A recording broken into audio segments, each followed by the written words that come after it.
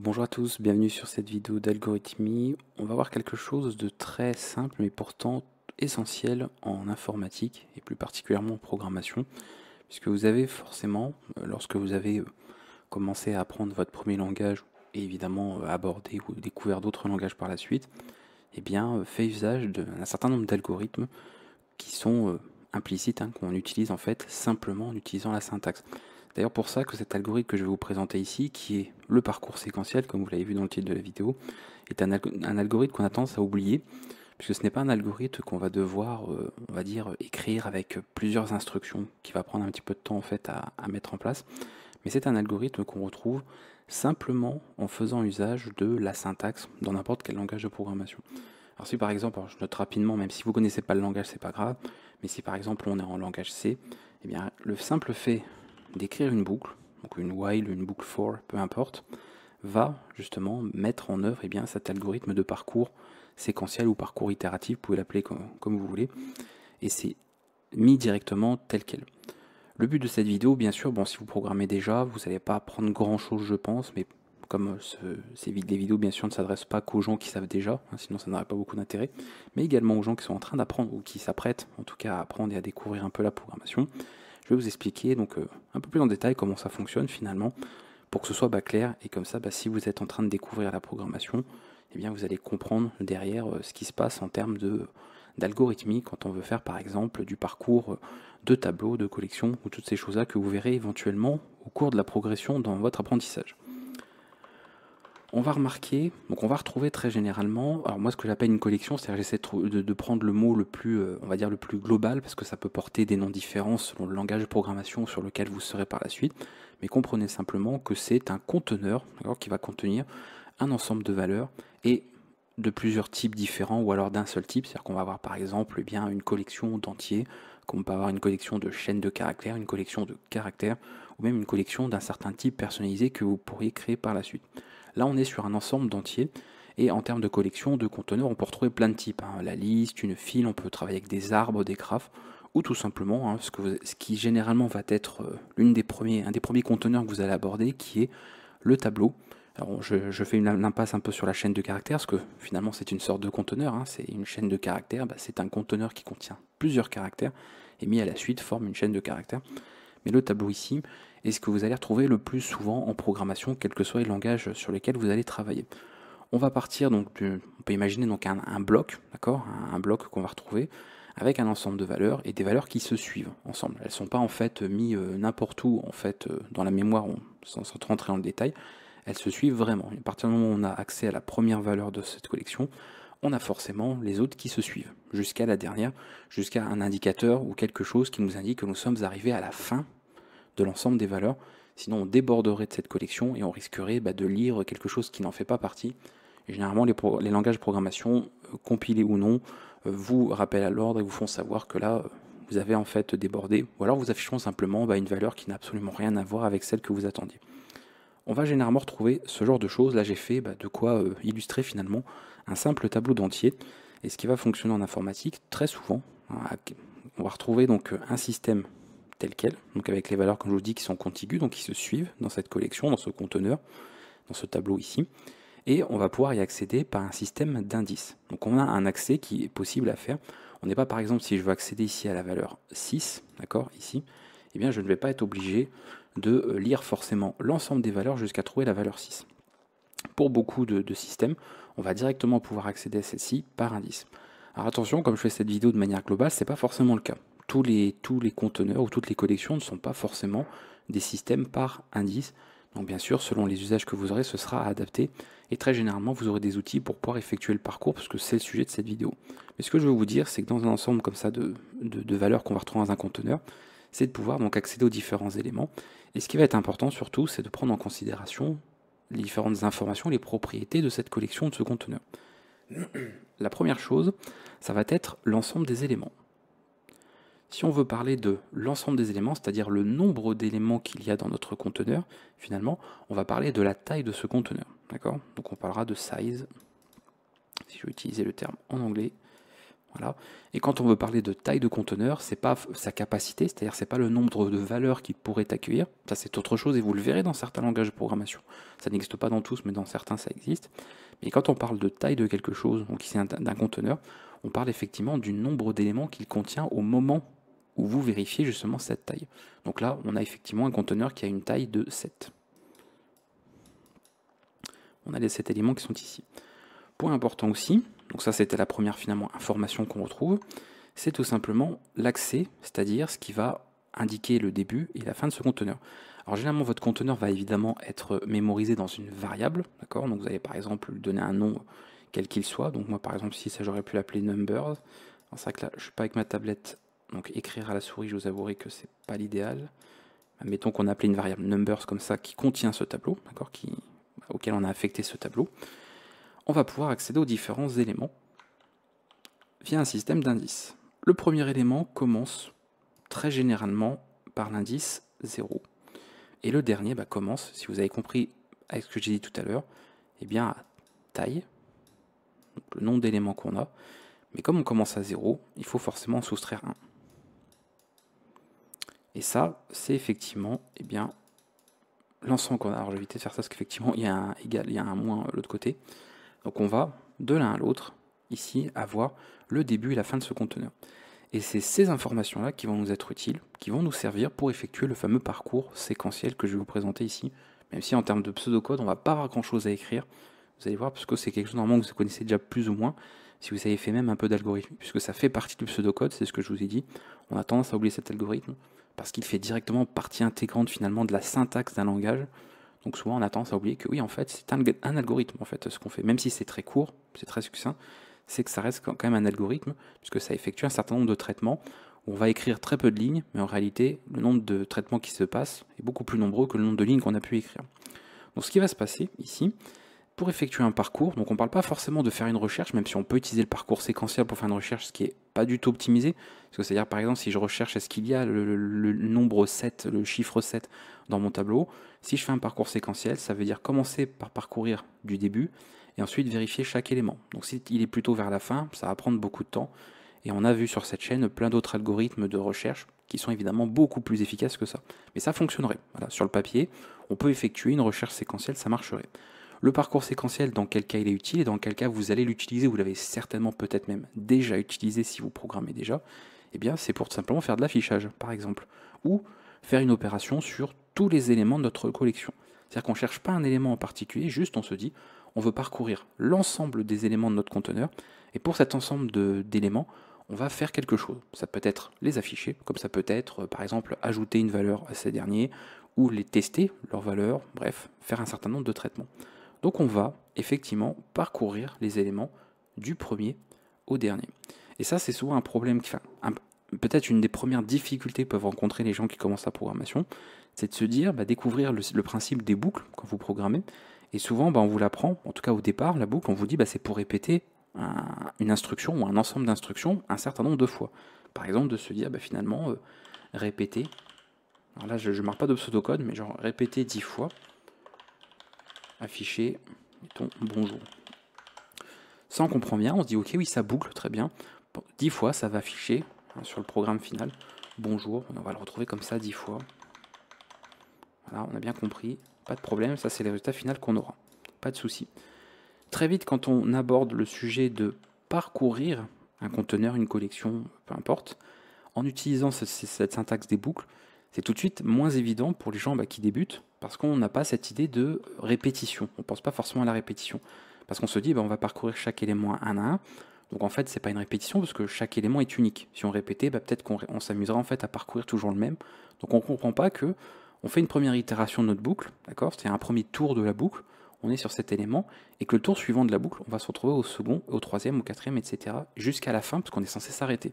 Le but, c'est bien de prendre ce point de départ, mais il ne faut surtout pas continuer à l'infini, sinon on obtient ce qu'on appelle une boucle infinie, et le programme ne s'arrête pas, et ce serait un petit peu embêtant ici. Donc il faut bien qu'on s'arrête là. Et ça, il faut expliquer un petit peu ce mécanisme, puisque ça fait partie justement du parcours séquentiel. Donc vous l'avez compris, le parcours séquentiel, c'est de parcourir séquentiellement, de manière itérative, un conteneur, une collection, de son premier élément jusqu'au dernier, tout simplement. Donc là, on va retrouver un ensemble je vais écrire 3 pseudocodes différents parce que c'est généralement ce que vous allez retrouver en programmation. Donc là, ce sera peut-être la seule exception où le pseudocode que je vais écrire, c'est quasiment du code source en fait, parce que c'est, je vous l'ai dit en fait, dès que vous écrivez une boucle pour parcourir séquentiellement un élément itérable, en fait, c'est déjà ça, c'est déjà l'algorithme en fait. On n'a pas besoin de rajouter plein d'autres instructions. Mais avant tout, on va déjà parler de la complexité, rapidement en tout cas, d'accord, du parcours, qui je pense semble logique si vous savez un petit peu comment ça fonctionne.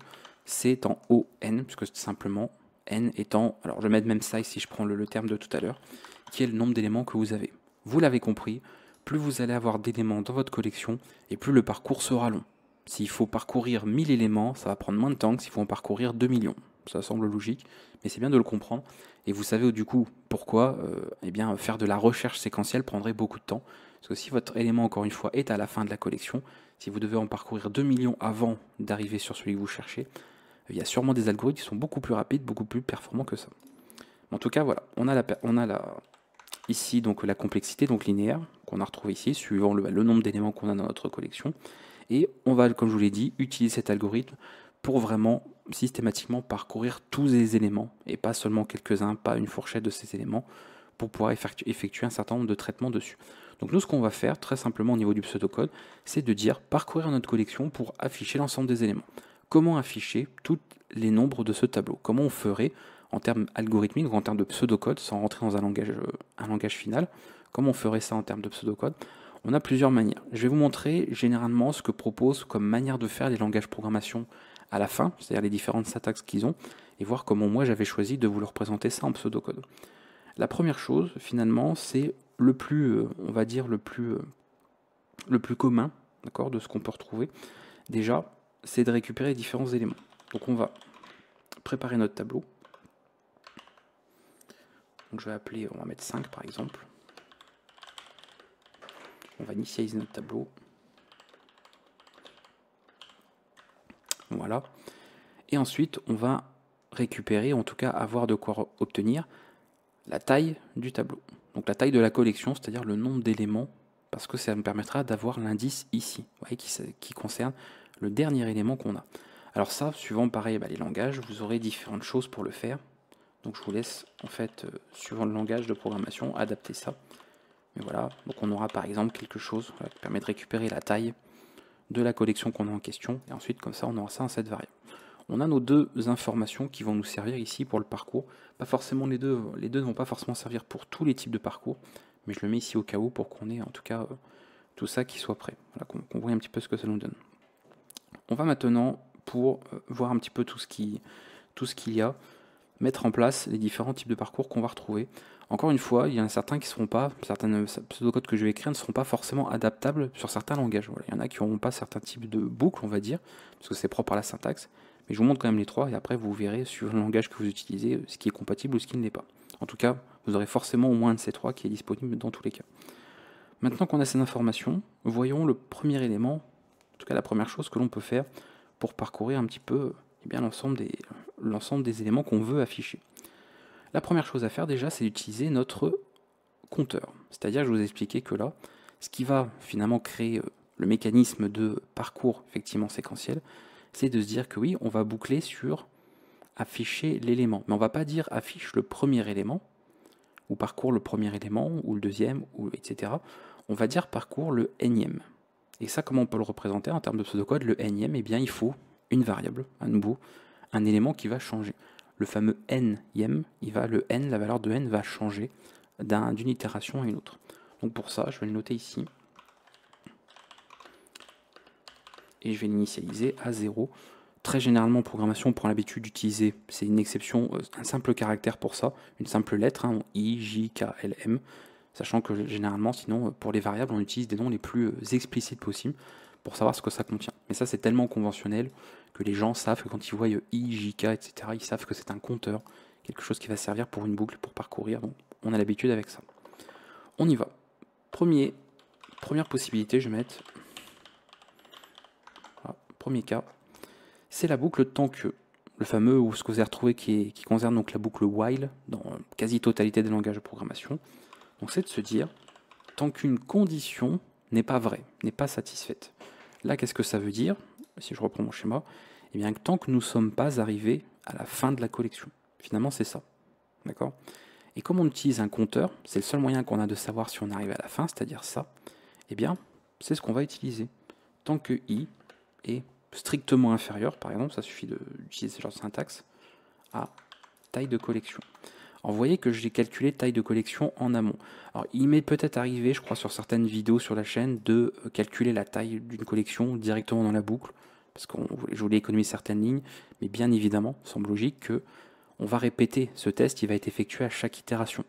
Donc si vous laissez ici le calcul de la taille de la collection dans l'écriture de la condition pour la boucle, comprenez qu'à chaque itération, vous allez refaire l'appel à cette fonction. Donc vous allez recalculer la taille, ce qui ne sert à rien parce qu'a priori, vous n'enlevez pas d'éléments. Donc faites ça toujours en amont, d'accord, en retrait. Vous calculez la taille de votre collection et après, vous passez ça dans la condition qui va servir finalement de point d'arrêt à votre boucle. Quand i ici va être arrivé à égalité avec la taille de la collection, la boucle s'arrêtera. Donc tant que i est strictement inférieur à la taille de la collection, faire, fin, tant que, ok. Et ici, on n'a plus qu'à afficher l'élément, donc en fonction de ce qu'on a.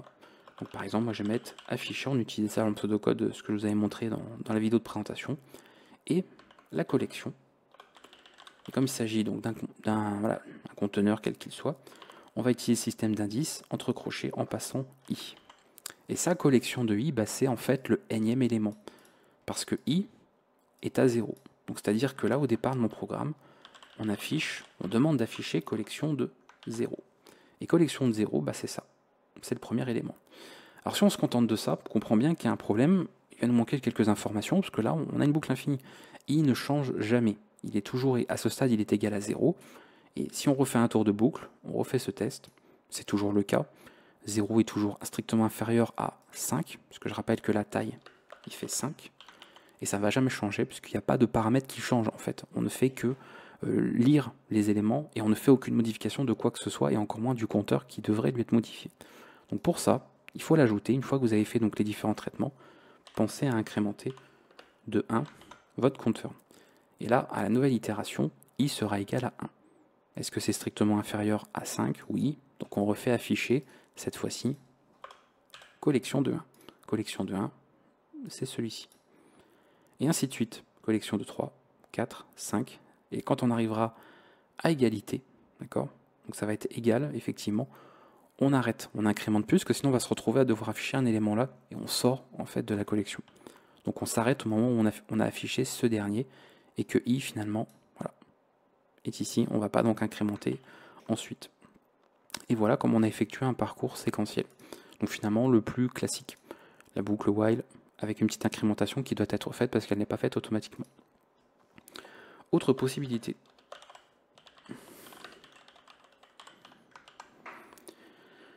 Qu'on va retrouver pareil dans quasiment tous les langages de programmation. Généralement on trouve ça facilement aussi. Qui est la boucle for. C'est-à-dire que vous, ça va donner la boucle for quand vous allez l'utiliser dans un langage. Et nous, en pseudocode, on va la représenter telle qu'elle. Pour i allant de, donc ici c'est 0. Alors je l'avais déjà initialisé, mais si par exemple j'avais laissé à 100 valeurs, bon, on l'aurait mis ici à 0. J'essaie encore une fois de faire le pseudocode le plus générique possible. À quelque chose, donc ici c'est quoi? C'est la taille de la collection. Voilà, donc c'est size -1, rappelez-vous, par rapport à ça. Alors ça je vais l'enlever, ça aussi, les commentaires, voilà. Faire, fin pour, et là pareil, ça va être la même chose. Donc ça va pas changer, donc afficher collection de i. Ce type de boucle, pas besoin, même en pseudocode et même après quand vous allez l'intégrer dans un langage de programmation, pas besoin de l'incrémenter.